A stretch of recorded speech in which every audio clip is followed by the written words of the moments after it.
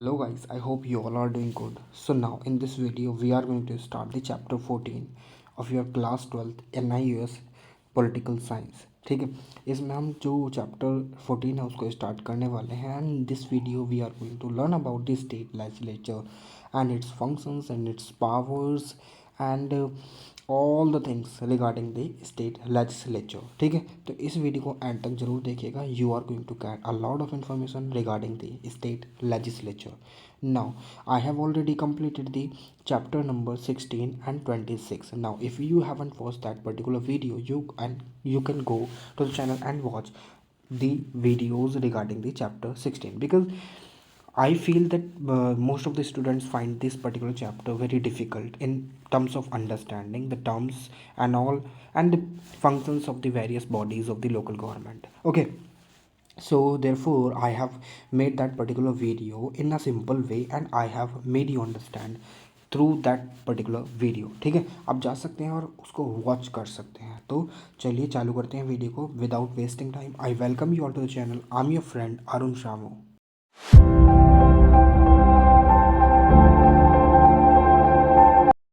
Now as you already know कि भाई साहब मुझे जो है ना थोड़ा सा कोल्ड हो रहा है and you will feel something different in my voice. ठीक है, and you might get voice not properly. ठीक है, ठीक है, तो यहाँ पर हम इसमें नोट लगा दिया हमने माइक के साथ. ठीक है, चलिए कोई बात नहीं. अब हम आगे बढ़ते हैं. इसमें चेक करते हैं कि आखिर स्टेट लेजिस्लेचर के पास क्या क्या पावर्स होते हैं. Now you already have this idea in your mind that if you have learned about the union government and you have learned about the powers of the union government, what kinds of powers the union government contains. ठीक है, अब इसके बाद हमने देखा था कि union government के पास पावर के साथ साथ बिल की प्रोसीजर क्या होती है, मनी बिल का प्रोसीजर क्या होता है और ऑर्डिनरी बिल का प्रोसीजर क्या होता है. Now similar things are going to happen in the state legislature as well, but here you will find one more thing कि यहाँ पर जो स्टेट लेजिस्लेटिव काउंसिल है ना, यू विल फाइंड कि some states there will be a legislative council, but in most of the state there is no concept of legislative council. ठीक है, at all. ठीक है, तो ये सारी चीज़ें आपको यहाँ पर देखने के लिए मिलेंगी and I am going to make you understand about this like why this does this happen. ठीक है, ठीक है, चलिए आगे बढ़ते हैं. Now I am sorry. ठीक है, आप थोड़ा सा कोऑपरेट कीजिएगा and I am really very sorry for the background noise. ठीक है, कोऑपरेट कीजिएगा थोड़ा सा. Now you already have this particular idea कि हमारा जो स्टेट है, मतलब स्टेट लेजिस्लेचर तो है, we follow the federal system. Now मैंने आपको जो ना लास्ट जो वीडियो थी उसमें भी मैंने आपको बताया था कि फेडरल सिस्टम जो है हमने कहाँ से अडप्ट करा. आप मुझे बताइए कि फेडरल कॉन्सेप्ट जो है हमने कहाँ से अडप्ट करा, किस कंट्री से. ठीक है, अब मोस्ट ऑफ द प्रोविज़न जो है वो हमने 1935 एक्ट जो है ना वहीं से उठा लिए हैं. ठीक है, बहुत सारे प्रोविजंस हैं एडमिनिस्ट्रेशन के regarding, but there are so many provisions also जो कि हमारे कॉन्स्टिट्यूशन में बाहर की कंट्रीज़ के कॉन्स्टिट्यूशन से उठाए गए हैं, बट उनको कॉपी पेस्ट नहीं करा गया है. उनको हमारी नीड्स एंड वांट्स के अनुसार हमारे जो कॉन्स्टिट्यूशन मेकर्स थे उनके द्वारा ढाला गया है. ठीक है, तो हमारी जो आकांक्षा है, हमारी जो एस्पिरेशंस हैं उनके अनुसार वो सारी चीज़ें लिखी गई हैं. नाउ फेडरल सिस्टम में क्या होता है कि पावर्स जो है ना डिवाइडेड होती हैं between the governments, union government, state government and the local government. मैंने लोकल गवर्नमेंट आपको ऑलरेडी पढ़ा दी है, अर्बन लोकल गवर्नमेंट और रूरल लोकल गवर्नमेंट. ठीक है, नाउ कम्स द ये स्टेट लेजिस्लेचर के बारे में आज हम पढ़ने वाले हैं. अब स्टेट एग्जीक्यूटिव के बारे में हम पढ़ चुके हैं, लेजिस्लेचर की बारी है अब. ठीक है, अब एक हमारी जो कंट्री है वो है indestructible union of destructible states. ठीक है, अब पार्लियामेंट के पास ये पावर है कि पार्लियामेंट जो है ना स्टेट्स के जो टेरिटरी है उसको भी अल्टर कर सकती है, बदल सकती है, उसके जो नाम वगैरह उसको भी अल्टर कर सकती है. ये पार्लियामेंट के पास पावर है. ठीक है, चलिए ये भी बात मैंने आपको बता दी. ठीक है, क्योंकि मैं आगे बताने वाला हूँ, आगे ये बात आएगी तो आपको पहले ही बता दी मैंने. ठीक है, एट प्रेजेंट हमारे यहाँ पर 28 स्टेट्स हैं, but now you have to tell me कि हमारे यहाँ पर यूनियन टेरिटरीज कितनी है. ठीक है, बेसिकली हमारे यहाँ पर जो है 8 यूनियन टेरिटरीज है. Now you have to tell me the name of all the union territories. ठीक है, नई जो बनी है और उनका ये भी बताइए कि कब बनी है ये. ठीक है, कब बनाई गई हैं, तो ये आप मुझे बताइएगा. ये आपका थोड़ा सा होमवर्क है एंड आप जो है ना थोड़ा सा रिसर्च कीजिएगा इस बारे में जाकर. ठीक है, and you are going to get a lot of information regarding the union territories and the कि वो सिचुएट कहाँ पे, कहाँ पर लोकेट करती हैं, ठीक है। जैसे कि if I ask you that कि दामन दीव है कहाँ पर है, ये दामन दीव, ठीक है। दादर नगर हवेली कहाँ पर है, तो ये सारी चीज़ें आपको यहाँ पर पता होनी चाहिए, ठीक है। चंडीगढ़ आपको पता ही है, ठीक है। दिल्ली आपको पता ही है, और चेन्नई आपको पता ही है। Now there are two more union territories, but you have to tell me that what are those, ठीक है। अब आगे चलते हैं। Now state legislature has a very significant role in all the form of governments, ठीक है। क्यों? क्योंकि यहाँ पर जो है ना पावर डिवॉल्व होती है। Now we have this particular schedule 7 में हमें देखने के लिए मिलता है कि पावर का डिवीज़न हो रहा है 3 लिस्ट में। एक तो यूनियन है, स्टेट है और कॉन्करेंट है। Now you have this particular information क्योंकि मैं आपको ऑलरेडी बता चुका हूँ कि यूनियन लिस्ट में यूनियन गवर्नमेंट रूल बना सकती है, स्टेट लिस्ट में स्टेट गवर्नमेंट रूल बना सकती है, कॉन्करेंट लिस्ट में दोनों ही बना सकती है। मगर यहाँ पर स्टेट गवर्नमेंट अगर बनाती है और यूनियन गवर्नमेंट बनाती है तो यहाँ पर यूनियन गवर्नमेंट का जो रूल है ना वो प्रिवेल करेगा, ठीक है, उसको महत्वता ज़्यादा दी जाएगी।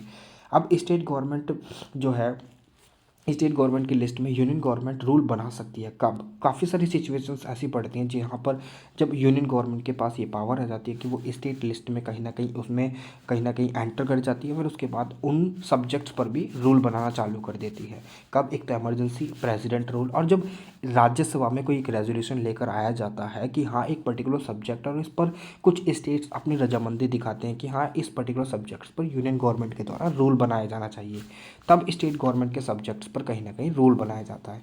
सो this is the very particular thing that you need to know, that you I want कि आपके पास जो है ये नॉलेज होनी चाहिए, ठीक है। बात करते हैं, आई am really sorry for this कि मुझे कोल्ड हो रहा है, ठीक है। अब यहाँ पर हम बात करते हैं कि जैसे कि यूनियन गवर्नमेंट की बात करते हैं। यूनियन गवर्नमेंट को भी 3 भागों में बांटा गया है। नाउ पहला दी अपर हाउस, दूसरा the lower house and this third one the president है, ठीक है। ये आपको पता चल गया कि ऐसे डिवाइडेड है।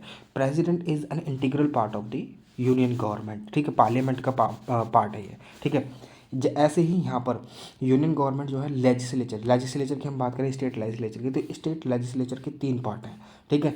3 पार्ट हैं बेसिकली, 3 होते हैं, but in most of the states you will find कि यहाँ पर 2 ही पार्ट होते हैं। पहला होता है लेजिस्लेटिव असेंबली, दूसरा होता है हमारा लेजिस्लेटिव काउंसिल, ठीक है, लेजिस्लेटिव काउंसिल, और तीसरा होता है हमारा गवर्नर, ठीक है। You know it very well कि हमारे जो प्रेसिडेंट है वो नॉमिनल हेड है, ठीक है, हमारी स्टेट के, नेशन के। ऐसे ही स्टेट का जो नॉमिनल हेड होता है वो होता है गवर्नर, ठीक है। मैंने गवर्नर के बारे में आपको ऑलरेडी पढ़ा चुका हूँ, ठीक है, गवर्नर के बारे में ऑलरेडी पढ़ा चुका हूँ, ठीक है। यहाँ पर बात करते हैं अब, ये जो स्टेट लेजिस्लेचर में ये 3 पार्ट होते हैं, ठीक है, तीनों ही कहीं ना कहीं सिग्निफिकेंट रोल प्ले करते हैं। If a bill is going to be presented in the state legislature and if it gains significant amount of vote in respect of yes कि हाँ ये होना चाहिए, तो उसके बाद इसको लेजिस्लेटिव काउंसिल में पहुंचाया जाता है, उसके बाद गवर्नर के पास जाता है असेंट के लिए, सिग्नेचर होने के लिए, तब वो बिल जो है ना एक्ट बन जाता है। जैसे यूनियन गवर्नमेंट में होता था, यानी पार्लियामेंट में होता था, ठीक है। पार्लियामेंट की बात कर रहा हूँ यहाँ पर। अब यहाँ पर जो स्टेट लेजिस्लेचर यहाँ पर जो लिखा है कि लेजिस्लेचर में जो है कंसिस्ट होते हैं गवर्नर, लेजिस्लेटिव असेंबली, जिसे हम विधानसभा भी बोलते हैं, ठीक है, विधानसभा, ठीक है। ये बात आपको यहाँ पर पता होनी चाहिए। If I talk about the कुछ स्टेट्स की बात करें तो उसमें लेजिस्लेटिव काउंसिल भी होती है जो विधान परिषद कहलाती है। ये टर्म्स है हिंदी में, ठीक है, ध्यान रखना इन चीज़ का। विधानसभा, legislative assembly, Vidhan Parishad, legislative council, ठीक है। अब ये जो विधानसभा है इसमें, और जो स्टेट में जितने भी बैठते हैं ना विधानसभा में, उसको बोलते हैं MLA, member of legislative assembly, और MLC बोलते हैं मेंबर ऑफ लेजिस्लेटिव काउंसिल, ठीक है। You got it? चलें आगे, चलिए। अब देखिए, जिस स्टेट में दोनों दोनों ये सभाएं होती हैं, लाइक विधानसभा भी होती है और विधान परिषद भी होती है, तो उसको बोलते हैं बाई कैमरल, ठीक है। बाई कैमरल सिस्टम फॉलो करा जा रहा है किसी किसी में, और किसी किसी में यूनी कैमरल होता है, ठीक है। समझ में आ गया आपको बात? यूनिकैमरल सिंगल, जिसमें खाली लेजिस्लेटिव असेंबली बहुत ज़्यादा महत्वपूर्ण है। ये लोअर हाउस है, ये है अपर हाउस, विधान परिषद, ठीक है। जैसे कि राज्यसभा जो है वो अपर हाउस कहलाता है, और लोअर हाउस हमारा लोकसभा कहलाती है, लोकसभा नेशनल लेवल पर, ठीक है। ये बात आपको यहाँ पर ध्यान में रखनी होगी।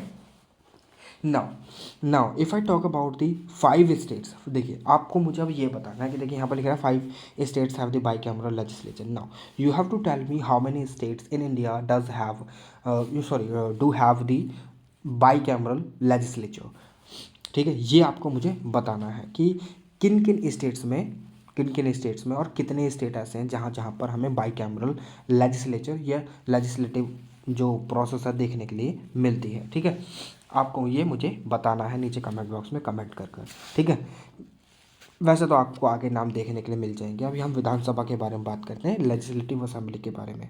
यहाँ पर जो नुमाइंदे होते हैं, देखिए जो विधानसभा के जब इलेक्शन होते हैं, यूपी में इलेक्शन, आपने नाम सुना होगा, यूपी में इलेक्शन हो रहे हैं, महाराष्ट्र में इलेक्शन हो रहे हैं, छत्तीसगढ़ में इलेक्शन हो रहे हैं, या फिर उड़ीसा में इलेक्शन हो रहे हैं, या फिर केरला में इलेक्शन हो रहे हैं। तो ये सारे जो इलेक्शन होते हैं सब विधानसभा के इलेक्शन होते हैं। ठीक है, यहाँ पर हम अपने नुमाइंदे इलेक्ट करते हैं, रिप्रेजेंटेटिव को सिलेक्ट करते हैं, जिन्हें बोलते हैं हम एमएलए। ठीक है, मेंबर ऑफ लेजिस्लेटिव असेंबली में हम सिलेक्ट करते हैं। अब आप कहोगे कि सर जी आप मुझे ये बताइए कि एमएलसी में कैसे सिलेक्ट होंगे, यानी मेंबर ऑफ लेजिस्लेटिव काउंसिल में। जैसे राज्यसभा में इनडायरेक्ट इलेक्शन होते हैं, ऐसे ही एमएलसी में भी इनडायरेक्ट इलेक्शन होते हैं। ठीक है, ये बात तो आपको यहाँ पर ध्यान में रखनी होगी।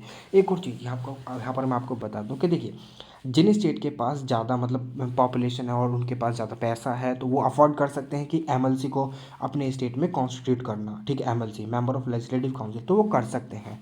अब ये सारी चीज़ें पावर है पार्लियामेंट के पास, कि parliament he member of legislative council को क्रिएट कर सकती है और अबॉलिश कर सकती है on on on the request of a particular state has to make a request, humble request to the parliament, that I want to create a member of legislative council in my state, and that is why I'm just proposing it and you can create it। ठीक है, तो यहाँ पर जो parliament में जब ये request आती है तो पार्लियामेंट में इसको पास करने के लिए सिंपल मेजोरिटी की जरूरत होती है। There is no need of special majority, 2/3 majority. ठीक है, simple majority present and voting. ठीक है, सिंपल मेजोरिटी। ठीक है, तो यहाँ पर ये सारी चीज़ें होती हैं। ठीक है, अब जिस स्टेट के पास पैसा होगा वो एमएलसी बना लेगा, अदरवाइज जो स्टेट के पास पैसा नहीं है, जाता है, वो अफोर्ड नहीं कर सकते, उनका बजट अफोर्ड नहीं कर सकता उन सारी चीज़ों को, then they skip to that particular thing. ठीक है, MLC member of legislative council. ठीक है, सॉरी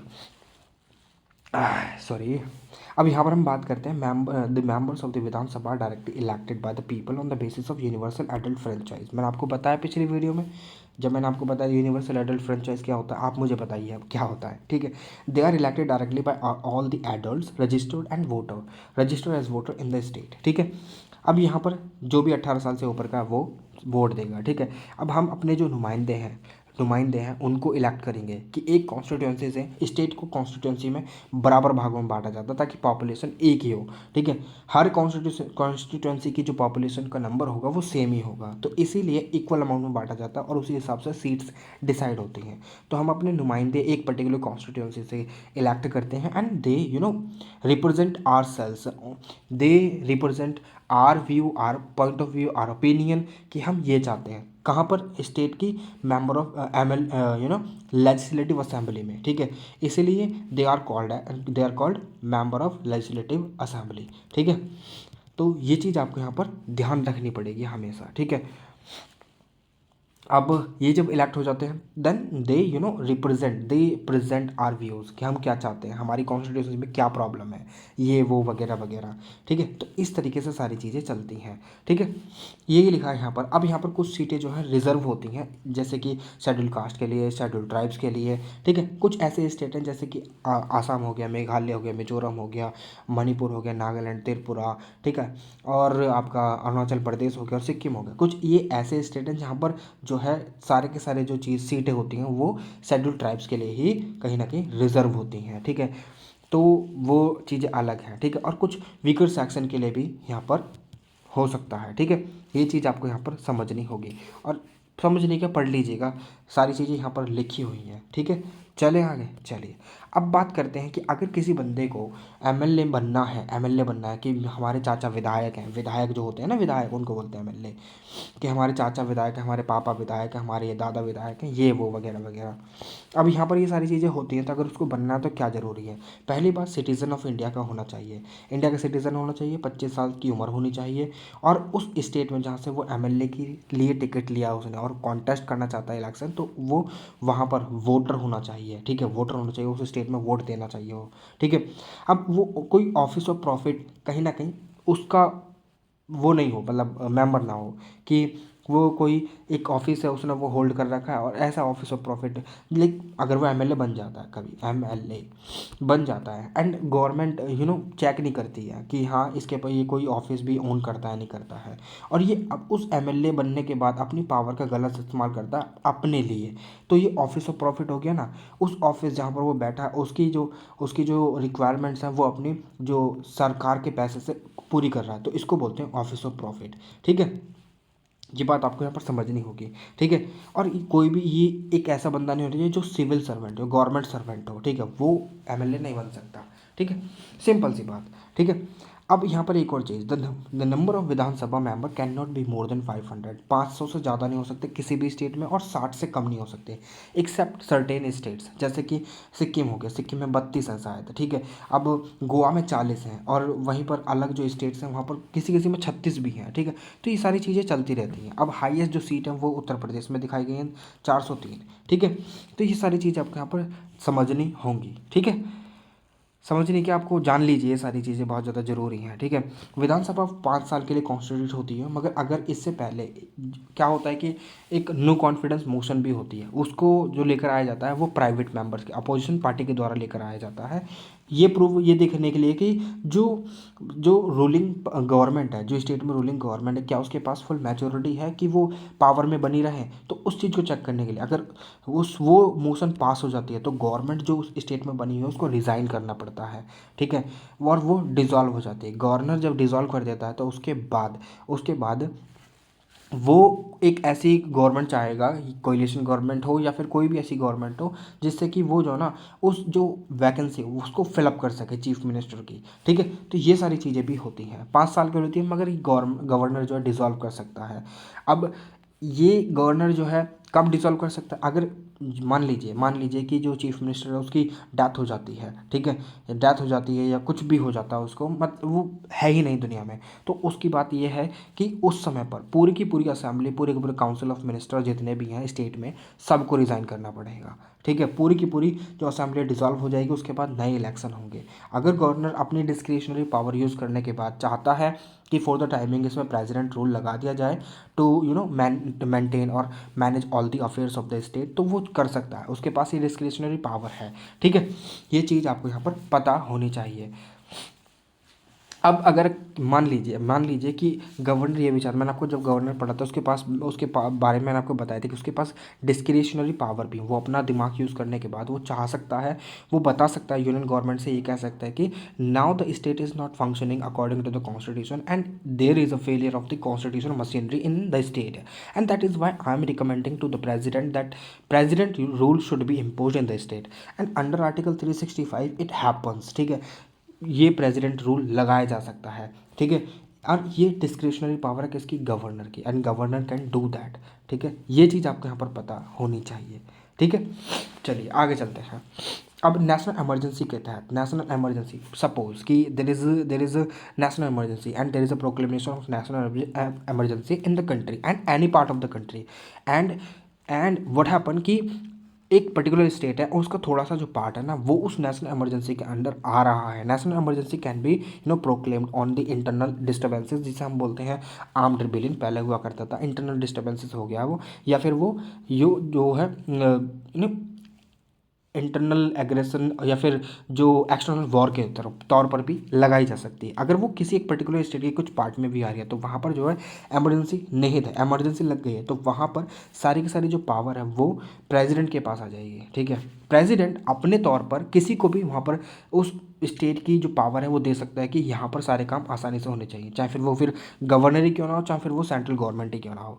ठीक है, ये चीज़ आपको यहाँ पर ध्यान रखनी पड़ेगी, because under the president rule president has to devolve his power to a particular authority or a person whatever he deems fit। ठीक है, ये बात आपको यहाँ पर समझनी होगी। ठीक है, चलिए आगे बढ़ते हैं अब। और ये जो आर्टिकल लिखा है ये नेशनल इमरजेंसी का लिखा है। ठीक है, मैंने जब आपको इमरजेंसी के प्रोविजंस पढ़ाए थे I taught you there in that particular class. ठीक है, अब प्रिजाइडिंग ऑफिसर की बात करते हैं। Now you know it very well कि हमेशा wherever there is a concept of legislature, so there should be a speaker, there should be a chairman. If we talk about Rajya Sabha, if we talk about the legislative council, then there is a chairman who presides over the meetings or over the meetings of the Rajya Sabha or the legislative council. But when it comes to the legislative assembly or the Lok Sabha, so there is a speaker who presides over the meetings of the legislature, ठीक है, legislative assembly, ठीक है। तो यहाँ पर ये चीज़ आपको यहाँ पर समझ में आनी चाहिए, ठीक है। आगे होगी वैसे तो, चलिए मैं समझ लेता हूँ, कंसिडर कर लेता हूँ कि हाँ यू गॉट इट, ठीक है। अब विधानसभा है, ये जो प्रिजाइडिंग ऑफिसर है, ये लोग जितने भी इलेक्ट होकर आते हैं ना, उसमें से अपने बंदे जितने भी चुन कर आते हैं, तो वो कहते हैं कि हाँ भाई इसको बना देना चाहिए प्रिजाइडिंग ऑफिसर, इसको बना देना, वो वोट करते हैं और उसमें से एक जना खड़ा होता है जो प्रिजाइडिंग ऑफिसर बनता है, जिसको हम स्पीकर बोलते हैं, ठीक है। ये बात आपको यहाँ पर समझनी चाहिए। उसके बाद डेप्यूटी स्पीकर भी बनता है, उसके बाद एक पैनल भी क्रिएट होती है। अगर डेप्यूटी स्पीकर और स्पीकर दोनों ही एब्सेंट हैं, खांसी वगैरह की वजह से, ठीक है, बीमार की वजह से या फिर कहीं गए हैं, ठीक है, किसी भी प्रॉब्लम की वजह से, किसी भी रीज़न की वजह से एब्सेंट है, तो वहाँ पर एक पैनल में से वो बंदा एक उठकर आएगा जो सिलेक्ट होगा, ठीक है। ये बात आपको समझ में आनी चाहिए, ठीक है। अगर पैनल भी नहीं है तो यहाँ पर गवर्नर के पास पावर आ जाएगी। गवर्नर विल से कि हाँ तुम सिलेक्ट कर लो, governor will appoint that particular person as a speaker, ठीक है। तो ये चीज़ आपको यहाँ पर समझ में आनी चाहिए, ठीक है। चले आगे, चलिए अब यहाँ पर लेजिस्लेटिव काउंसिल की बात करते हैं। So obviously legislative council is being headed by the chairman of the legislative council, ठीक है। अब ये जो काउंसिल है, देखिए ये जो लेजिस्लेटिव असेंबली है, इसको डिसॉल्व करा जा सकता है, you know it very well, ठीक है। बट जब हम लेजिस्लेटिव काउंसिल की बात करते हैं ना, तो ये एक जो है ना, इसको डिसॉल्व नहीं करा जा सकता। क्यों? क्योंकि ये एग्जिस्टेंस में रहता है, ठीक है। कुछ स्टेट में ये है नहीं, मगर जिसमें है वो एग्जिस्टेंस में रहता है। अब ये कंटिन्यूइंग चैम्बर है, जैसे कि राज्यसभा है ना, एक कंटिन्यूइंग चैम्बर जो कभी डिसॉल्व नहीं होती, कभी ख़त्म नहीं होती। इसके जो मेंबर जो इलेक्ट होते हैं वो 6 साल के लिए होते हैं, ऑब्वियसली 6 साल के लिए, मगर हर 2 साल में जो कुछ परसेंट जो बंदे होते हैं वो कहीं ना कहीं रिटायर हो जाते हैं। और ऐसा नहीं है कि जो रिटायर हुए बंदे हैं वो दोबारा इलेक्ट नहीं हो सकते, वो दोबारा भी इलेक्ट हो सकते हैं, उनके लिए इलेक्शन कराए जाते हैं अलग से। उसको वो जो इलेक्शन की प्रोसेस है उसको बोलते हैं प्रोपोर्शनल रिप्रेजेंटेशन सिस्टम। मैंने जब आपको प्रेसिडेंट पढ़ाया था तब मैंने आपको प्रोपोर्शनल रिप्रेजेंटेशन सिस्टम पढ़ाया था, वहाँ पर जाकर पढ़ लीजिए, ठीक है। अब जब प्रोपोर्शनल रिप्रेजेंटेशन सिस्टम में एक मैथड होता है सिंगल ट्रांसफरेबल वोट, तो उस मेथड के थ्रू यहाँ पर इलेक्शन चलते हैं लेजिस्लेटिव काउंसिल में, ठीक है। अब यहाँ पर वोट कौन देता है? ऑब्वियसली लेजिस्लेटिव असेंबली में जितने पीपल हैं वो वोट देंगे, ठीक है। चलिए अब कुछ स्टेट के यहाँ पर नाम दे रखे हैं, ठीक है। चलिए मैं उत्तर प्रदेश हो गया, बिहार, कर्नाटका, जम्मू एंड कश्मीर, महाराष्ट्र, जहाँ पर विधान परिषद हमें देखने के लिए मिल जाता है, ठीक है। और कुछ ऐसे स्टेट हैं जहाँ पर है ही नहीं, ठीक है। अब पार्लियामेंट के पास ये पावर है कि इसको क्रिएट कर सकता है और नहीं भी कर सकता। अब मैंने आपको ये चीज़ बता दी है ऑलरेडी, ठीक है। अब यहाँ पर बात करते हैं कि similarly if a state has a council and assembly wants to be abolish, तो ऑब्वियसली रेजोल्यूशन पास करना पड़ता है और ये सारी चीज़ें हो जाती हैं सिंपल मेजोरिटी से, ठीक है। मगर ये पार्लियामेंट के पास पावर है कि अगर रेजोल्यूशन किसी स्टेट ने भेजा हुआ है तो पार्लियामेंट उस पर एक्शन ले भी सकती है, नहीं भी ले सकती है, and it can last long, ठीक है। ये चीज़ आपको समझ में आ जानी चाहिए, ठीक है। अब now the total member of the Vidhan Parishad of a state should not exceed 1/3 of the total member of the Vidhan Sabha. 1/3 से यानी 33% से ज़्यादा नहीं जाने चाहिए, ठीक है। ये चीज़ आपको यहाँ पर ध्यान में रखनी पड़ेगी, ठीक है। और 40 से नीचे नहीं होने चाहिए। मगर कुछ कुछ ऐसे स्टेट हैं जहाँ पर ये चीज़ें नीचे जा सकती हैं, बट उन स्टेटों में तो ये सारी चीज़ें है ही नहीं, ठीक है, तो इसलिए वहाँ पर है ही नहीं। अब अगर आपको लेजिस्लेटिव काउंसिल का मेंबर बनना है तो आपको सिटीजन ऑफ इंडिया होना चाहिए, 30 साल से ज़्यादा की उम्र होनी चाहिए, और आपको उस स्टेट में रजिस्टर्ड वोटर होना चाहिए, और आपको कोई भी एक ऑफिस ऑफ प्रॉफिट होल्ड नहीं करना है, ठीक है। अब दूसरी बात है कि विधान परिषद में इलेक्ट होने के लिए यहाँ पर देखिए, ये जो विधान परिषद होती है ये पार्टली नॉमिनेटेड होती है और पार्टली इलेक्टेड होती है। कुछ बंदे यहाँ पर इलेक्ट होकर आते हैं, कुछ को नॉमिनेट करा जाता है। इलेक्ट होने के लिए कौन कौन सी कॉम्पोजिशन होती है, कौन कौन इनको इलेक्ट करता है, वो सारी चीज़ें हम पढ़ने वाले हैं। नॉमिनेट किसके द्वारा करा जाता है? ऑब्वियसली प्रेसिडेंट के द्वारा करा जाएगा या फिर गवर्नर के। यहाँ पर गवर्नर नॉमिनल हेड है स्टेट का, तो गवर्नर के द्वारा करा जाएगा, ठीक है। अब यहाँ पर हम बात करते हैं कि 1/3 मेंबर जो है इलेक्ट होकर आएंगे किससे? विधानसभा से। ठीक है, विधानसभा से इलेक्ट होकर आएंगे।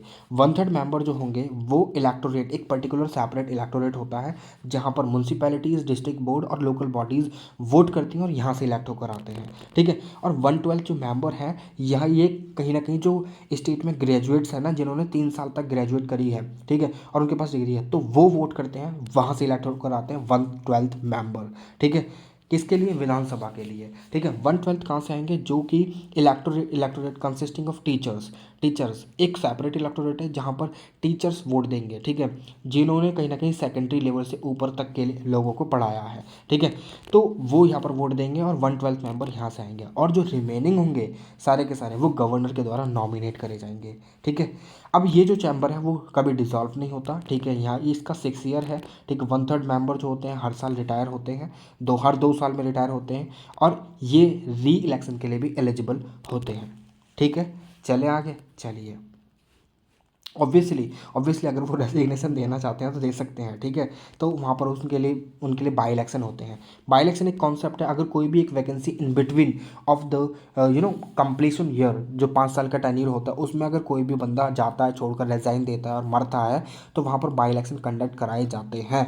ठीक है, बाई इलेक्शन, बीच में इलेक्शन कराना। ठीक है, ये सारी चीज़ें होती हैं यहाँ पर। ठीक है, बाई इलेक्शन कॉन्सेप्ट वैसे तो बहुत डीप है ये कॉन्सेप्ट, बस आप समझ लीजिए छोटा सा सिंपल। अब चेयरमैन की बात करें, जो लेजिस्लेटिव असेंबली का है, वो प्रिजाइडिंग ऑफिसर होता है यहाँ पर। ठीक है, जो मतलब काउंसिल का। ठीक है, असेंबली का नहीं, काउंसिल का, विधान परिषद का। ठीक है, अब यहाँ पर इसको चेयरमैन बोलते हैं। ऑब्वियसली ये बीच में से ही इलेक्ट करा जाता है, जैसे स्पीकर के द्वारा। डेप्यूटी चेयरमैन भी होता है यहाँ पर, जो प्रिजाइड करता है in the absence of the chairman. ठीक है, डेप्यूटी चेयरमैन। ठीक है, he is also elected by the members of the Parishad amongst themselves. ठीक है, ये चीज़ आपको यहाँ पर पता होनी चाहिए। अब हम स्टेट लेजिस्लेचर के सेशन की बात करते हैं। ठीक है, अब हर साल जब भी एक पहला सेशन होता है, तो वहाँ पर पहले समय गवर्नर जो होता है, वो जो स्टेट गवर्नमेंट में पावर में वो होती है गवर्नमेंट, उसकी पॉलिसीज़, उसकी जो का एडमिनिस्ट्रेटिव पॉलिसीज़ होती है, सबको अनाउंस करता है, बताता है, गवर्नमेंट के गोल बताता है कि नेक्स्ट आने वाले ईयर में वो क्या करने वाली है, ये सारी चीज़ें करता है। तो गवर्नर जो है समन कर सकता है, जो लेजिस्लेटिव असेंबली है उसको प्रोरोगेट भी कर सकता है। ठीक है, अब ये एड्रेस करता है विधानसभा को और विधान परिषद को, दोनों हाउसेज को at the commencement of the first session after each general election and at the commencement of the first session of every year. ठीक है, ये चीज़ यहाँ पर लिखी हुई है। ठीक है, जहाँ पर ये गवर्नमेंट की जो पॉलिसीज़ वगैरह होता है उसको बताता है सारी चीज़ें। ठीक है, पार्लियामेंट में। ठीक है, ये चीज़ मैंने आपको बता दी। अब लॉ मेकिंग की पावर आती है, तो ऑब्वियसली सारी की सारी प्रोसेस जो यूनियन गवर्नमेंट में चलती है वही चलती है, बट यहाँ पर कुछ चीज़ें डिफरेंट है जो मैं आपको यहाँ पर बताने वाला हूँ। क्या कि यहाँ पर जो स्टेट के पास पावर है वो स्टेट लिस्ट में है। ठीक है, जो स्टेट लिस्ट में उसके पास ऊपर भी कानून बनाया जा सकता है पार्लियामेंट के। अगर क्या होता है कि जो राज्यसभा है उसमें अगर रेजोल्यूशन पास होता है तो वहाँ पर काम हो सकता है, जो मैंने आपको पहले बताया इसी में। ठीक है, अब यहाँ पर जो 2 टाइप्स के बिल इंट्रोड्यूस करे जाते हैं, एक तो ऑर्डिनरी बिल होता है, एक मनी बिल होता है। मनी बिल जो है वो स्पीकर की रजामंदी उस पर सबसे पहले होगी। अगर स्पीकर कहता है कि पर्टिकुलर बिल मनी बिल है तो उसका फाइनल डिसीजन हो जाएगा। ठीक है, ऑर्डिनरी बिल जो है वो दोनों सभाओं से पास होना चाहिए, बट इसमें भी क्वालिफाइंग जो वीटो पावर है वो कहीं ना कहीं, मतलब क्वालिफाइंग पावर जो है वो असेंबली के पास ही है। ठीक है, अब यहाँ पर बात कर लेते हैं थोड़ा सा डिटेल में। ठीक है, ordinary bills can be introduce in either of the house, but money bill first introduce in the Vidhan Sabha. Money bill को विधानसभा में इंट्रोड्यूस करा जाएगा, ना कि विधान परिषद में। ठीक है, अब देखिए यहाँ पर अगर कोई भी कॉन्ट्रडिक्शन होता है, जैसे कि हमने राज्यसभा और लोकसभा में देखा था कि अगर कोई भी एक बिल के ऊपर कॉन्स्टिट्यूशन अमेंडमेंट हो या फिर ऑर्डिनरी बिल हो, अगर कोई भी एक कॉन्ट्रडिक्शन हो जाता है, राज्यसभा उसे पास नहीं करती है, तो वहाँ पर एक डेडलॉक क्रिएट हो जाता है, जिसको डेडलॉक को रिजॉल्व करने के लिए जॉइंट सिटिंग का प्रावधान है, जिसे प्रेसिडेंट समन करते हैं। वहाँ पर जो स्पीकर होता है उसे प्रिजाइड करता है। ठीक है, बट ये सेम कॉन्सेप्ट यहाँ पर नहीं है, क्योंकि यहाँ पर जो है ना ओवरराइडिंग पावर होती है किसके पास? लेजिस्लेटिव असेंबली के पास, वो ओवरराइड कर सकती है। ठीक है, लेजिस्लेटिव काउंसिल को। ठीक है, चलो आगे चलते हैं। अब गवर्नर यहाँ पर जो है ना, एक गवर्नर के पास ये भी पावर है कि वो ऑर्डिनेंसेस इशू कर सकता है। ठीक है, अगर कोई भी सेशन पावर में नहीं है, मतलब बैठक में नहीं है, तो उस समय पर, या फिर एक सेशन जो लेजिस्लेटिव असेंबली अगर वो सेशन नहीं लग रहा है, तो तब भी गवर्नर जो है ऑर्डिनेंस इशू कर सकता है, अगर कोई भी एक अनफोर्चुनेट सिचुएशन सामने आ जाती है तब। ठीक है, अब इन केसेस इन अब अगर देखिए ऑर्डिनेंस की बात ये भी है कि ऑर्डिनेंस जब लेजिस्लेटिव असेंबली दोबारा से कंडक्ट होगी और उसके 6 हफ्तों के अंदर अंदर 6 हफ्तों के अंदर अंदर उस ऑर्डिनेंस को पास करा जाना होगा, यानी उसके तौर पर नया बिल लेकर आना होगा या तो असेंबली में, या फिर उसको वहीं पर रद्द कर दिया जाएगा। ठीक है, अगर उस पर कोई भी एक्शन नहीं लिया जाता तो 6 हफ्तों के बाद वो ऑटोमेटिकली जो ऑर्डिनेंस है प्रेसिडेंट के द्वारा या फिर गवर्नर के द्वारा जो लेकर आया गया स्टेट में, वो ऑटोमेटिकली सीज्ड हो जाएगा, बंद हो जाएगा, उसकी वो पावर में नहीं रहेगा। तो ये चीज़ आपको यहाँ पर पता रहनी चाहिए। मैंने ये सारी चीज़ें यहाँ पर हाईलाइट कर रखी हैं, आप पढ़ सकते हैं, अपनी बुक में हाईलाइट कर सकते हैं। ठीक है, The legislature passes regular bill and to become law to replace ordinances. This usually done within the 6 week after the, ये सारी चीज़ मैं आपको बता चुका हूँ ऑलरेडी। ठीक है, अब यहाँ पर बात करते हैं फाइनेंशियल पावर की। Obviously financial power has a huge importance. ठीक है, यहाँ पर हम बात करते हैं फाइनेंशियल पावर की। तो देखिए मनी बिल जो है वो असेंबली में ही आएगा, ना कि काउंसिल में। ठीक है, ये जो मनी बिल के रिगार्डिंग जितने भी प्रोविजंस होंगे, कहाँ पर क्या है क्या नहीं है, तो वो सारी चीज़ें कौन डिसाइड करेगा? ऑब्वियसली स्पीकर डिसाइड करेगा। ठीक है, अब ये जो मनी बिल है हमेशा मिनिस्टर के द्वारा ही इंट्रोड्यूस करा जाएगा, ना कि प्राइवेट मेंबर के द्वारा।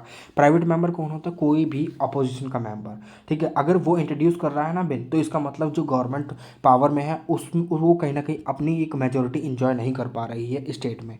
अब इस चीज़ को समझने के लिए इंजॉय कैसे करते हैं कि नहीं करते हैं, इस चीज़ को समझने के लिए आपको थोड़ा सा डीप में जाना पड़ेगा। ठीक है, मान लीजिए कि अगर कोई भी एक प्राइवेट मेंबर जो है वो, यानी अपोजिशन पार्टी का जो है, एक मनी बिल लेकर आता है, और वो पास हो जाता है। वैसे तो देखिए अपोजिशन जब कुछ भी बिल मनी बिल लेकर आती है तो वो पास नहीं होता, कोई सा भी बिल पास नहीं होता, क्योंकि जो मेजोरिटी इंजॉय कर रही है वो रूलिंग पार्टी इंजॉय कर रही है। अगर अपोजिशन का बिल पास हो जाता है, इसका मतलब जो मेजोरिटी इंजॉय कर रही है पार्टी, वो अब मेजोरिटी में नहीं है। अगर वो मेजोरिटी में होती तो वो पास ही नहीं करवा देती। तो इसीलिए कहीं ना कहीं चेक्स एंड बैलेंस चलते हैं। ठीक है, the money bill can't be introduce in the by a private member. ठीक है, ये चीज़ देखिए यहाँ पर। ठीक है, the speaker of the Vidhan Sabha certify that, the speaker certify करता है कि मनी बिल है या नहीं है। ठीक है, ये चीज़ यहाँ पर लिखी हुई है। ठीक है, अगर मनी बिल की बात आती है, तो विधानसभा उसको विधान परिषद में भेजती है कंसिडरेशन के लिए। विधानसभा में वो वापस आता है विद द कंसिडरेशन और नॉट। ठीक है, अगर कंसिडरेशन विधानसभा को अच्छी लगती है तो वो उसको अडॉप्ट कर सकती है, अदरवाइज जो असेंबली को अच्छी नहीं लगेगी, विधानसभा को अच्छी नहीं लगेगी, तो वो उसे दरकिनार कर सकती है और वो एज इट इज़ पास हो जाएगा बिल। अगर विधान परिषद ने ये करा कि उसने उस मनी बिल को अपने पास रख लिया और कोई भी एक्शन नहीं लिया, तो 14 दिन के अंदर, वैसे तो ये ऑब्लिगेटरी है उसके ऊपर कि विधान परिषद को ये लौटाना होगा 14 दिन के अंदर। अगर वो कोई भी एक्शन नहीं लेती है देन इट विल डीम कि वो बिल ऐसा के ऐसा ही पास हो जाएगा जैसा असेंबली में पास हुआ है, विधानसभा में पास हुआ है। ठीक है, समझ में आ गई बात? ठीक है, उसके बाद उस बिल को तुरंत के तुरंत कहाँ पर भेज दिया जाएगा? गवर्नर के असेंट के लिए। ठीक है, गवर्नर के पास भी पावर होती है कि वो उस बिल पर अपनी असेंट दे सकता है, नहीं दे सकता, रिकमेंडेशन के दोबारा सजेशन दे सकता है कि इसे दोबारा रिकन्सिडर करो, या फिर उसे प्रेसिडेंट की रिव्यू के लिए रख सकता है। जब वो प्रेसिडेंट के लिए रिव्यू के लिए रखेगा तो वहाँ पर गवर्नर का रोल खत्म हो जाएगा, फिर प्रेसिडेंट के हाथ में पावर आ जाएगी वो इस पर एक्शन ले या ना ले। ठीक है, अब वहाँ पर प्रेसिडेंट के पास एब्सोल्यूट वीटो की पावर आ जाती है वहाँ पर, कि प्रेसिडेंट इस पर एक्शन ले सकते हैं, नहीं ले सकते हैं, या फिर वो प्रोलॉन्ग्ड उसे ऐसे ही रखेंगे, ना तो उस पर कोई एक्शन लेंगे ना कुछ लेंगे, ऐसे ही पड़ा रहेगा वो बिल। ठीक है, फिर वो बिल डेड हो जाएगा। ठीक है, अब चलते हैं आगे। अब कंट्रोल हम देखें एग्जीक्यूटिव के। देखिए यूनियन लेजिस्लेचर जो है कहीं ना कहीं कंट्रोल रखती है तीनों लिस्ट पर। ठीक है, तीनों लिस्ट पर अपनी पकड़ बनाए रखते हैं, क्योंकि यहाँ पर जो ना हमारे जब कॉन्स्टिट्यूशन मेकर जब कॉन्स्टिट्यूशन बना रहे थे तो दे डीम्ड, उन्होंने सोचा और ये जाना कि if we make the state governments more powerful than the union government then there will be a situation in future कि जो स्टेट गवर्नमेंट्स हैं they will try to secede from the union. That is why it is called India is called the indestructible union of the destructible states. ठीक है, इसलिए हमारे जो union है काफ़ी मतलब पावरफुल है, जैसे कि इंटीग्रेटेड जुडिशरी है। ठीक है, और जो रेजिडरी पावर है वो भी उसके पास ही है। तो बहुत सारी चीज़ें ऐसी जिससे कहीं ना कहीं जो सेंट्रल गवर्नमेंट है वो पावरफुल बन जाती है, इमरजेंसी भी हो गई। ठीक है, अब स्टेट लेजिस्लेचर कहीं ना कहीं एग्जीक्यूटिव पर कंट्रोल रखती है। Like the union government state legislature और the executive both are embedded. ठीक है, एक दूसरे में मिली भगत है, यानी इनसेपरेबल है, सॉरी इनसेपरेबल है, जैसे कि हमने जो पार्लियामेंट में देखा था, ठीक है। यहाँ पर एग्जीक्यूटिव और जो लेजिस्लेचर है दोनों ही एक साथ हैं, ठीक है।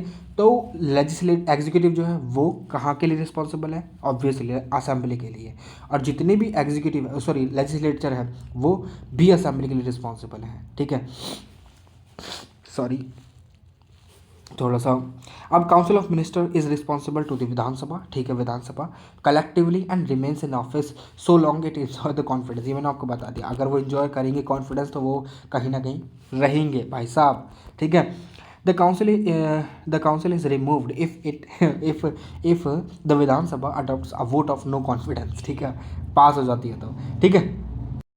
इन एडिशन टू द इसके अलावा जो नो कॉन्फिडेंस मोशन के अलावा और भी चीज़ें हैं, जैसे कि एडजमेंट मोशन हो गई, ठीक है, क्वेश्चन आयर हो गया, क्वेश्चन जो होते हैं सप्लीमेंट्री क्वेश्चंस होते हैं, उनके द्वारा भी ये चेक करा जा सकता है कि जो रूलिंग गवर्नमेंट है वो मेजोरिटी में है या नहीं है, यानी कॉन्फिडेंस एंजॉय कर रही है या नहीं कर रही है। या फिर कॉलिंग अटेंशन मोशन भी, ये भी प्राइवेट मेंबर के द्वारा लेकर आई जाती है, ठीक है। मैंने आपको शायद बताया था ये सारी चीज़ें, ठीक है। चलिए, मैं आपको वैसे भी बता दिया है कि प्राइवेट मेंबर के द्वारा होती हैं सारी चीज़ें। ये एक तरीके से चेक करती हैं कि कहीं ना कहीं जो मेजोरिटी में जो गवर्नमेंट रूल कर रही है क्या वो मेजोरिटी में है या नहीं है, ठीक है। अगर नहीं होती है तो ये सारी चीज़ें यहीं पर ख़त्म हो जाती हैं, ठीक है। चलें आगे, चलिए। अब इलेक्टोरल फंक्शन की बात करते हैं। ऑब्वियसली विधानसभा कहीं ना कहीं जो है, विधानसभा की बात कर रहे हैं, विधान परिषद की नहीं। विधानसभा प्रेसिडेंट के इलेक्शन में कहीं ना कहीं पार्टिसिपेट करती है, मगर विधान परिषद नहीं करती है, ठीक है। ये चीज़ आपको यहाँ पर ध्यान रखनी पड़ेगी। राज्यसभा में जो मेंबर इलेक्ट होते हैं वहाँ पर भी वो पार्टिसिपेट करती है, ठीक है। देखिए यहाँ पर शायद लिखा होगा राज्यसभा में करती है नहीं करती है। The elected member of the Vidhan Sabha are member of the electorate college for the election of the President of India. Thus, they have say in the electoral president of the Republic. The member of the Vidhan Sabha also elect the member. हाँ देखिए यहाँ पर देखिए राज्यसभा की है, ठीक है। चलिए आगे चलते हैं, आप ये पढ़ सकते हैं, मैंने आपको बता दिया, ठीक है।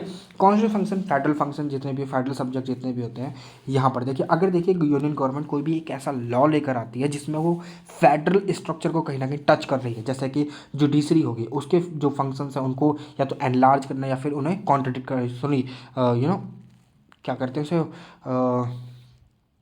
कहते नहीं है,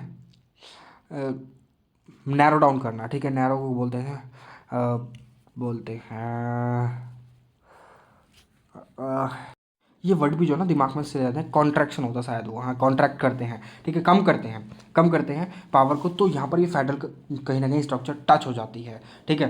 तो जब भी ऐसी चीज़ें टच होंगी तो कहीं ना कहीं state, half of the states की रजामंदी चाहिएगी, हाफ ऑफ द स्टेट की रजामंदी चाहिएगी, ठीक है। However the constitution amendment can not be initiated in the state legislature. Obviously constitution amendment की अगर बात हो रही है तो ऑब्वियसली ये स्टेट लेजिस्लेचर में तो चालू नहीं होगी, ये नेशनल जो पार्लियामेंट है वहीं पर चालू हो सकती है, ठीक है। कॉन्स्टिट्यूशन को अगर अमेंड करना है तो वो कहाँ पर होगा, पार्लियामेंट में, ठीक है। अब the power of law making by the legislature limited है, क्यों? क्योंकि देखिए स्टेट लेजिस्लेचर जो है ना कहीं स्टेट लिस्ट पर तो सब्जेक्ट बना सकता है, मगर यहाँ पर जो अगर पार्लियामेंट ने अपनी ऑलरेडी कोई लॉ बना रखा है कि उस पर्टिकुलर सब्जेक्ट पर तो वो प्रीवेल करेगा। अब कॉन्करेंट लिस्ट की बात करें तो यहाँ पर भी स्टेट लेजिस्लेचर लॉ बना सकती है, मगर यहाँ पर अगर कॉन्करेंट में कोई भी एक पर्टिकुलर लॉ है जिस पर पार्लियामेंट ने ऑलरेडी लॉ बना रखा है तो ऑलरेडी जो पार्लियामेंट का लॉ है वो ही प्रीवेल करेगा, ना कि स्टेट का, ठीक है। तो यहाँ पर कहीं ना कहीं ओवरराइड कर रही हैं सारी पावर, पार्लियामेंट के जो लॉज है ना वो स्टेट के लॉज को ओवरराइड कर रहे हैं, और यहाँ पर पार्लियामेंट के लॉज कहीं ना कहीं प्रिवेल करते हैं। गवर्नर के पास ये एक तरीके से प्रोविज़न है कि वो कहीं ना कहीं से है इसके पास, गवर्नर के पास, कि वो जो बिल्स हैं उनको कहीं ना कहीं रिजर्व कर सकता है प्रेसिडेंट के असेंट के लिए, ठीक है। ये भी एक तरीके से कहीं ना कहीं जो स्टेट लेजिस्लेचर की पावर है उस पर लिमिट कसता है, ठीक है, सिकंजा कसता है, ठीक है। For the imposition of restriction on the freedom of trade commerce with in the state. देखिए अगर देखिए कोई भी एक स्टेट है उसको ये कहना है कि हमारे जो स्टेट में ये सारी चीज़ों पर कहीं ना कहीं ट्रेड नहीं होगी और इन सारी चीज़ों पर आप ट्रेड नहीं कर सकते हैं, और ये जो सामान हमारे स्टेट में नहीं आएगा, ना इस स्टेट से बाहर जाएगा, तो इन सारी चीज़ों पर जो है ना कहीं सिकंजा कसा जा सकता है, किसके द्वारा, यूनियन गवर्नमेंट के द्वारा, ठीक है। और यहाँ पर जो है ना कहीं ना कहीं फिर जो है ना गवर्नमेंट जो प्रेसिडेंट है उसकी अप्रूवल चाहिए होगी, ठीक है, अप्रूवल चाहिए, क्योंकि ये जो फ्रीडम ऑफ ट्रेड और फ्रीडम ऑफ मूवमेंट है ये कहीं ना कहीं फंडामेंटल आर्टिकल 19 के पार्ट है, ठीक है। तो ये सारी चीज़ें आपको यहाँ पर पता होनी चाहिए। Parliament can complete has the complete control on the entire list. जब इमरजेंसी लगती है, नेशनल इमरजेंसी, ऑब्वियसली सारी की सारी पावर जो है वो पार्लियामेंट के पास आ जाती है, पार्लियामेंट के पास आ जाती है। जब प्रेसिडेंट रूल लगता है तो प्रेसिडेंट के पास आ जाती है, ठीक है, अंडर 356 में। तो वहाँ पर प्रेसिडेंट के पास ये पावर होती है कि वो अपने भी यहाँ पर किसी भी एक पर्सन को या फिर अथॉरिटी को वहाँ पर नियुक्त कर सकता है, अपॉइंट कर सकता है सारे फंक्शंस को टेक केयर ऑफ करने के लिए, ठीक है, स्टेट में, ठीक है। अब यहाँ पर पार्लियामेंट की बात करें, पार्लियामेंट स्टेट सब्जेक्ट पर भी लॉ बना सकती है। कब? जब राज्यसभा में एक पर्टिकुलर रेजोल्यूशन लेकर आया जाता है एक पर्टिकुलर सब्जेक्ट के रिगार्डिंग, कि हाँ वो चाहते हैं कि इस पर्टिकुलर सब्जेक्ट पर पार्लियामेंट के द्वारा लॉ बनाना चाहिए, ठीक है, ताकि वो सारे के सारे स्टेट्स में प्रिवेल करे, ठीक है। जैसे कि ई नेम वगैरह जो आए थे, ठीक है, चलिए उसमें नहीं जाएंगे हम ज़्यादा, बस इतना समझिए कि ये सारी चीज़ें होती हैं ऐसे, ठीक है। Fundamental rights also impose limitations on the power of the state legislature. वहीं पर फंडामेंटल राइट्स जो है ना कहीं इम्पोज करते हैं, रेस्ट्रिक्ट करते हैं जो स्टेट लेजिस्लेचर की पावर है और पार्लियामेंट की पावर को भी। मगर वहीं पर जो डीपीएसपी होते हैं, directive principle of state policies, ये कहीं ना कहीं बढ़ावा देते हैं। और जो फंडामेंटल ड्यूटीज़ हैं वो भी कहीं ना कहीं बढ़ावा देती हैं सुप्रीम कोर्ट को भी, और यानी हाई कोर्ट, सुप्रीम कोर्ट सबको पावर देती हैं, और ये स्टेट गवर्नमेंट को भी पावर देती हैं। और इन्हीं को ध्यान में रखते हुए सारे के सारे पॉलिसीज़ और प्रोविजंस तैयार करे जाते हैं। जब भी इलेक्शन होते हैं ना तो मैनिफेस्टो जो तैयार किया जाता है पॉलिटिकल पार्टीज़ के द्वारा, वो डीपीएसपीज़ को ध्यान में रख कर करा जाता है, क्योंकि डीपीएसपीज़ को ध्यान में रख के करेंगे और लुभावने होते हैं सारी चीज़ें, वादे जितने भी करे जाते हैं। मगर जब ये पावर में आती हैं तो ऑब्वियसली ये नॉन जस्टिसेबल हैं, डीपीएसपीज़ और फंडामेंटल ड्यूटीज़ नॉन जस्टिसेबल हैं, they are not like the fundamental rights. तो इसीलिए जब इनको हम एनफोर्स कराने के लिए कोर्ट में नहीं जा सकते, तो इसलिए इन पर वादे भी करे जाते हैं। अगर वादे टूटेंगे भी तो हम कहीं नहीं जा सकते, हमारा कुछ नहीं हो सकता, ठीक है। चलिए अब हम बिल की बात कर लेते हैं, ऑर्डिनरी बिल की, ठीक है। In case of parliament if there is disagreement होता है तो वहाँ पर जॉइंट सेटिंग की बात होती है, मगर ऐसा कुछ एक एग्जिस्ट नहीं करता स्टेट में, ठीक है। अब यहाँ पर in case of bill rejected by the परिषद मोर देन 3 मंथ। हाँ देखिए, ऑर्डिनरी बिल की बात करें, ऑर्डिनरी बिल की अगर वो देखिए परिषद के द्वारा 3 महीने तक अगर उस पर कुछ भी एक्शन नहीं लिया गया तो बिल विल बी पास्ड, ठीक है।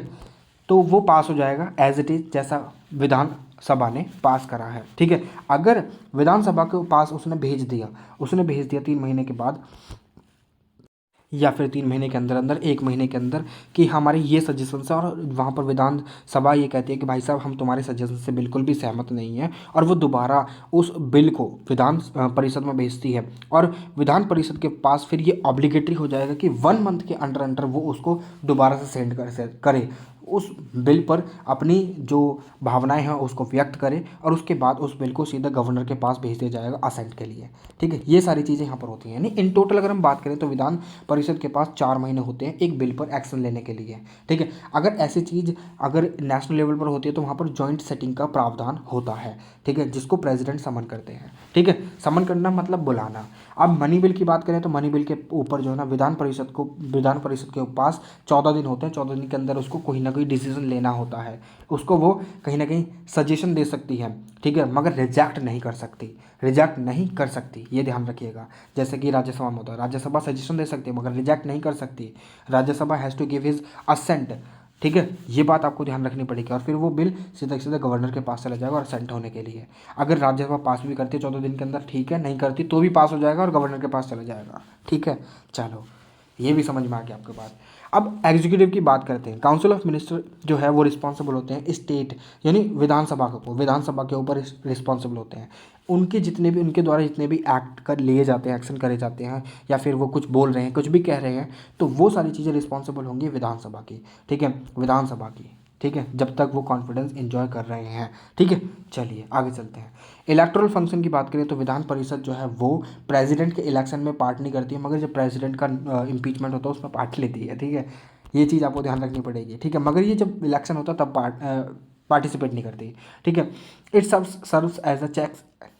अब हाँ, विधान परिषद की बात करी जाए, विधान परिषद की बात करें, देखिए अगर कोई भी जो लॉ है वो असेंबली के द्वारा विधान परिषद में जा रहा है, विधान परिषद ने काउंसिल में जा रहा है, तो वहाँ पर जो है ना कहीं उस पर दोबारा जो है क्या करा जाएगा, विचार विमर्श करा जाएगा, इलाबोरेट मतलब कहीं उस पर सोचा जाएगा। तो उस पर सोचने के बाद ये डिसाइड करा जाए क्या ये प्रावधान सही है या नहीं सही है, ठीक है। यानी एक तरीके से जो असेंबली के दौरान जो जल्दी जल्दी पास कर दिए जाते हैं तो उस पर दोबारा से नहीं मतलब सोचा जाता है, विचार विमर्श करा जाता है, फिर उनको दोबारा से तर्का जाता है। अगर कुछ अच्छा लगता है तो ठीक है, अदरवाइज वो पास हो जाता है, नहीं तो उसको उसके ऊपर सजेशन देकर उसे दोबारा से लेजिस्लेटिव असेंबली में भेज दिया जाता है। तो इसलिए ये काम होता है विधान परिषद का, ठीक है, जैसे कि राज्यसभा का होता है। Now this is the chapter has been ended, ठीक है ना। ये चैप्टर ख़त्म होता है और ये चैप्टर में जो इंपॉर्टेंट चीज़ें थी मैंने आपको बता दी हैं। Now you have to tell me कि आपको क्या पसंद आया क्या नहीं आया, ठीक है। You can give me your suggestions as well कि आप क्या ऐड करवाना चाहते हैं क्या नहीं करवाना चाहते हैं, ठीक है। आप मुझे बता सकते हैं, चैनल को सब्सक्राइब भी कर सकते हैं, ठीक है। सब्सक्राइब कर दीजिए अगर आपको वीडियो पसंद आई, और अपने दोस्तों के साथ भी शेयर कीजिए, ठीक है। अगर आपकी कोई भी क्वेरी होती है तो मुझे आप बोल सकते हैं, लिख सकते हैं नीचे कमेंट बॉक्स में, और ये जो PDF है ना सारी सारी आपको टेलीग्राम पर मिल जाएंगे, ठीक है। तो चलिए अभी फ़िलहाल के लिए तो मैं आपसे लोगों से विदा लेना चाहूँगा, ठीक है। आपसे मिलता हूँ एक और नई वीडियो में एक और नई इन्फॉर्मेशन के साथ, मगर आपसे जो मुलाकात होगी वो अगले चैप्टर में होगी जिसमें हम हाई कोर्ट और सबऑर्डिनेट कोर्ट के बारे में पढ़ने वाले हैं, ठीक है। तो चलिए मिलते हैं एक और नई वीडियो में एक और नई इन्फॉर्मेशन के साथ। तब तक के लिए मैं आप लोगों से विदा लेना चाहता हूँ। तब तक के लिए जय हिंद।